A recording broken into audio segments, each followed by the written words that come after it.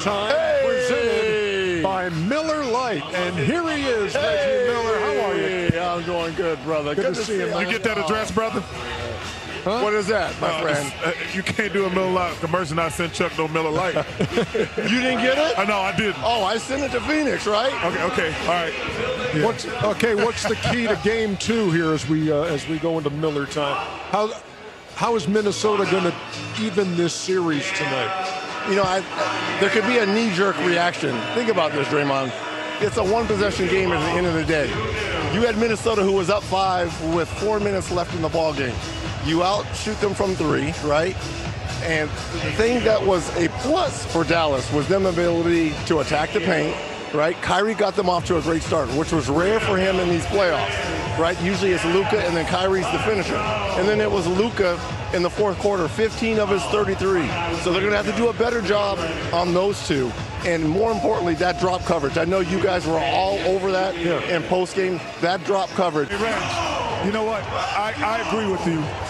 But I think it's different in this regard. I thought it was the help was coming too early from the perimeter on Luka and because if you look at the stats, they were plus 10 when Rudy was on the floor. Right. So meaning, for people at home, they were 10 points better when Rudy's on the floor. So it wasn't as much the drop coverage as coming too early and giving up dunks. So for me, I would say make them, as Draymond had a great phrase that I guess they use it in Golden State, make them make tough twos. And they didn't allow Luka to make tough twos. They made him tough threes and then gave him easy dimes at the basket. Yeah, but the problem with your point, Kenny, is the Mavs, y'all talk about one aspect. The Mavs missed all them threes.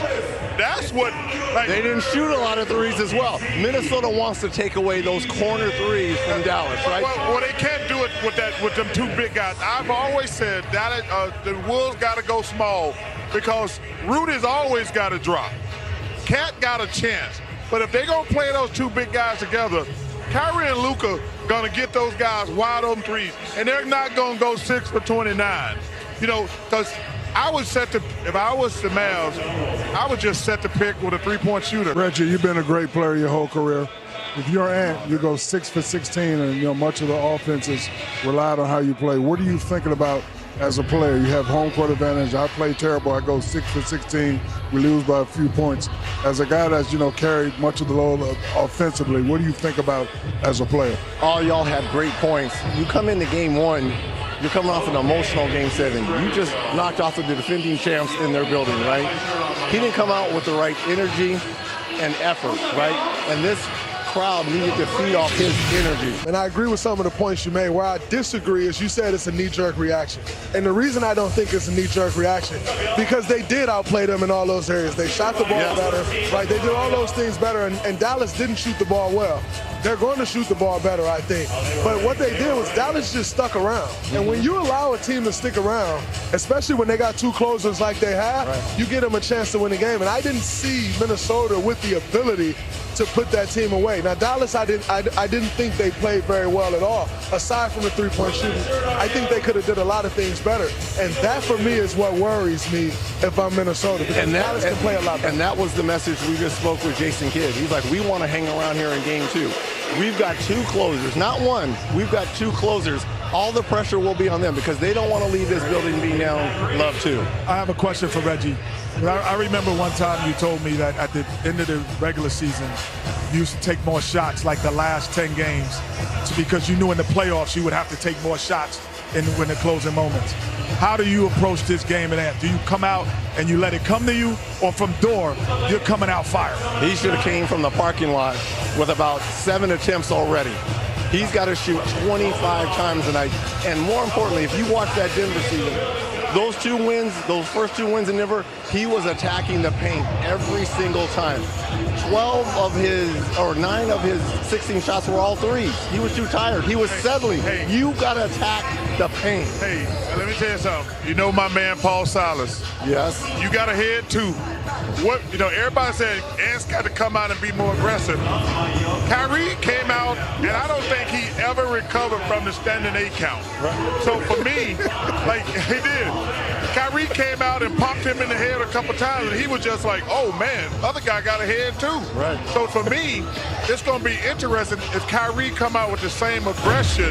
That's what I'm going to be looking for. They know that they don't want to give this team any life. I expect Dallas to come out super aggressive.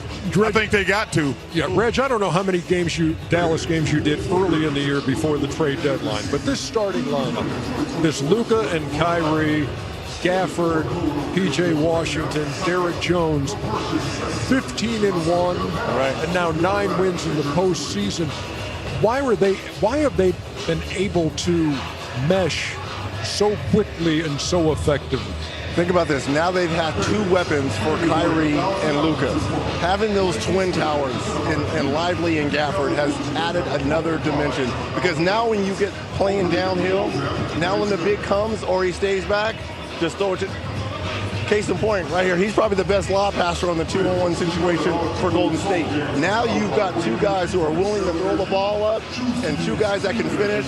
It's been beautiful. Yeah, speaking of Golden State, Stan, your partner, Steph Curry and Klay Thompson is the best backcourt ever. Okay, we're not saying no. Luka and Kyrie. You're getting Steph Curry and Klay Thompson. No, they're not saying best. No, he didn't say best sure. ever. He's saying Yes, he did. No, yes, he did. No, he said We got the tape. 2 guards that could go and get it on their own. Could you name another 2 guards? And we that, said Steph. No. He said they was the best. Yes, Steph. Are you saying Klay? You just throw the ball and Klay, wait, on the level of Kyrie and on the level of Luka? You can throw the ball. He gets 16, 11 dribbles. Come on, man. Stop it.